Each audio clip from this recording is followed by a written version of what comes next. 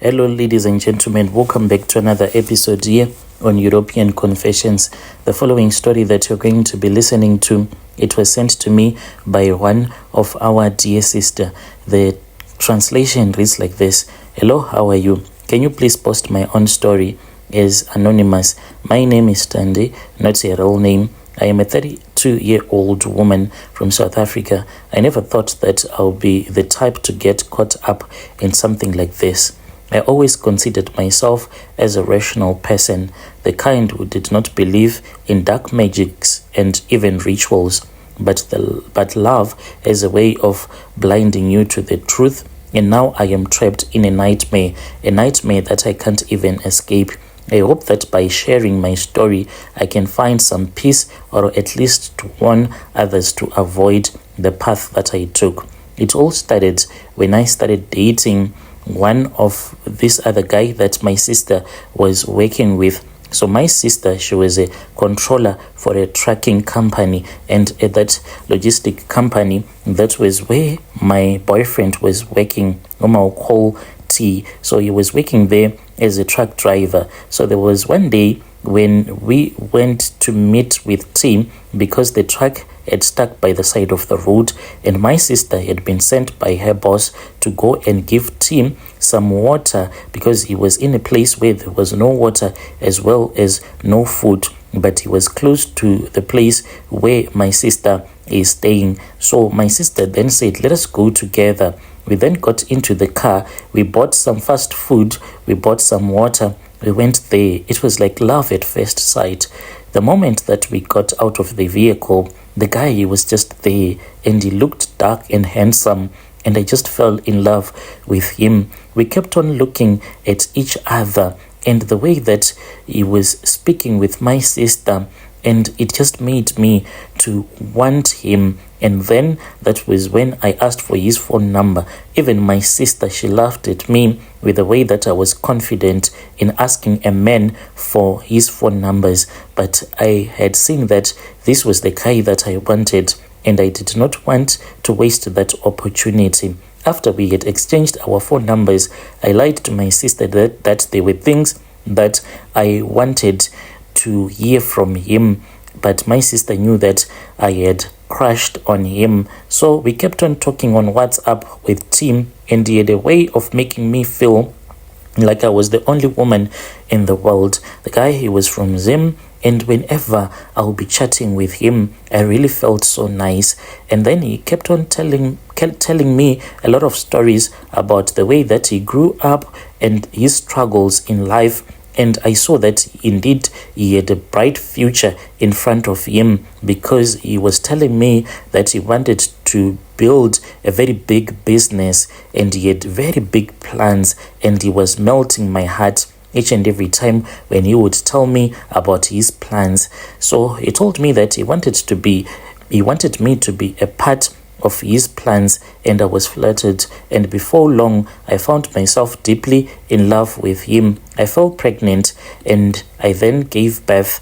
Our relationship moved really fast. He would be taking me with him wherever he was going to deliver the loads. It was quite exciting. I felt like finally I had found the man who was never going to break my heart. So after I had given birth, he then took me on a romantic dinner. So T told me that he had a plan to make us rich. Him becoming a truck driver only was not going to give him enough money so that he can take care of me like the way that he wanted.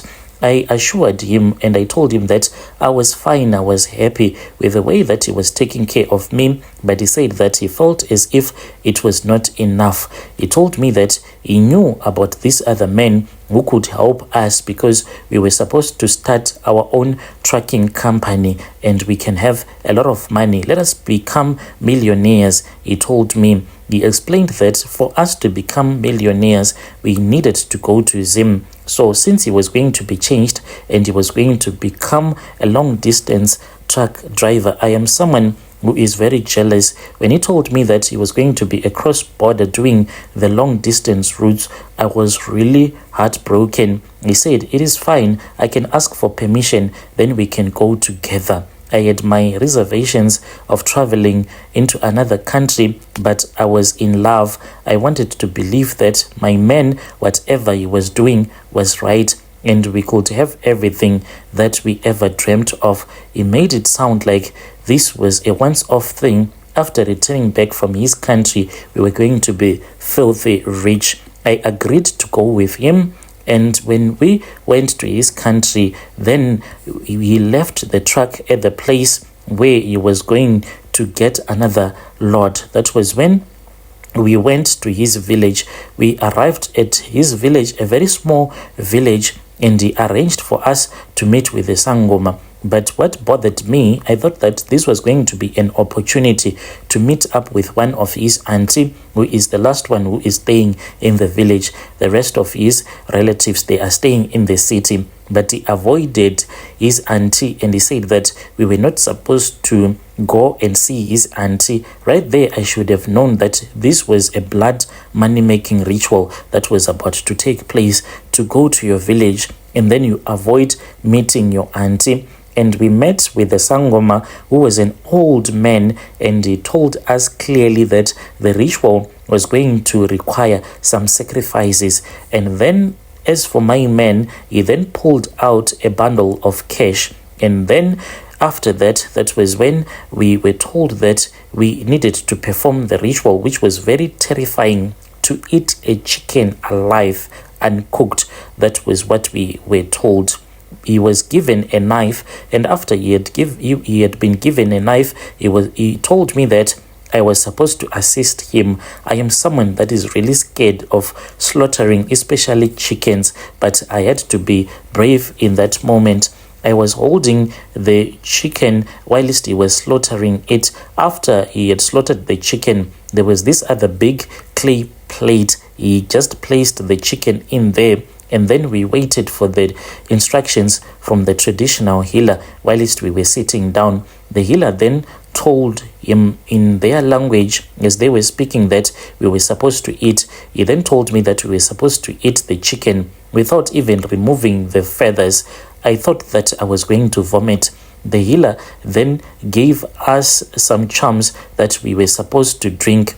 After that, that was when we started eating. It was not nice at all, and we were supposed to eat everything except for the liver. That was all that was left behind. Finally, it was over, and then the Sangoma told us that we were going to make a lot of money, and then we left. We returned back to the place where he had left the truck. After he had gotten the lot, we then returned back to South Africa. When we returned back to South Africa, it seemed that for a while, T had been right, because he was even able to buy a truck out of nowhere.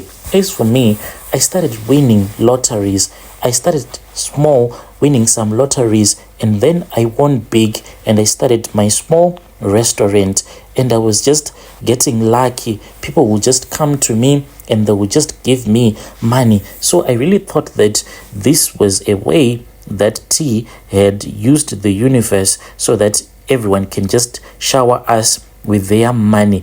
But he then ran away from me. Currently, I don't know if he is in the country or what. One day he told me that he was supposed to go with the truck so that he can make it to have a registration number for his country. And when he went across the border, he never contacted me again. I waited and I waited for T to return back, because he said that all that he has to do is to get it across the border, then he gives it to the driver, then he returns back. But he has not yet returned back. So I thought that maybe he will come back. Then I started to see some dead people. Like when I am walking randomly, I can just meet a person, especially at night, and then that person will tell me that they have died. Like I am staying here in Johannesburg. The person will tell me that they came to Johannesburg maybe in the 1980s or so. When they came here, then they died here in Johannesburg. So the person will say, I want you to go and inform my relatives. And when I ask that person, where do you come from? The person can even tell me that they do come from Zim, Malawi, even Zambia. I have been meeting all of these dead people. I am still running my small business, and I am wishing that tea returns back to me, because alone, I don't think that I will be able to survive. Currently, I am staying at my sister's place because I am scared of being alone. I do share the same spare bedroom with her daughter. At least this gives me peace of mind. When I am alone, I would rather sit outside. I am scared of being alone in the house late at night because I have met a lot of people that tell me that they are dead people that came to work and they died in this country. They want me to help them to locate their relatives. Dear listeners, that right there was a message that was sent to me by one of our admin who helped us with this translation. Strange things indeed they do happen in this world.